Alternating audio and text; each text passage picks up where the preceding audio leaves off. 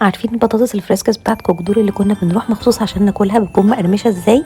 تعالوا بينا نعملها مع بعض. اول حاجة بالنسبة للتتبيلة، جبت بولة حطيت فيها كوباية دقيق، 3 معالق كبار من النشا، حطيت عليها كمان معلقة صغيرة مليانة بيكنج باودر، وحطيت ملح وفلفل اسمر وبابريكا، وحطيت كيس من توابل البطاطس دي، وحطيت توم باودر وبصل باودر لو توابل البطاطس مش موجودة عادي خالص.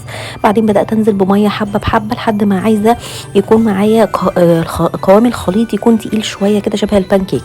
بعدين نزلت فيه البطاطس دي، بطاطس فارم فريتس، لو انتم مش عندكم عادي خالص ممكن نستخدم بطاطس تقطعوها صوابع تسلقوها بس نص سلقه.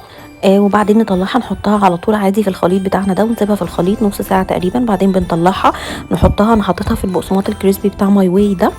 وبعدين دخلتها الفريزر قعدت نص ساعه، ولما طلعتها نزلتها في زيت سخن جدا جدا.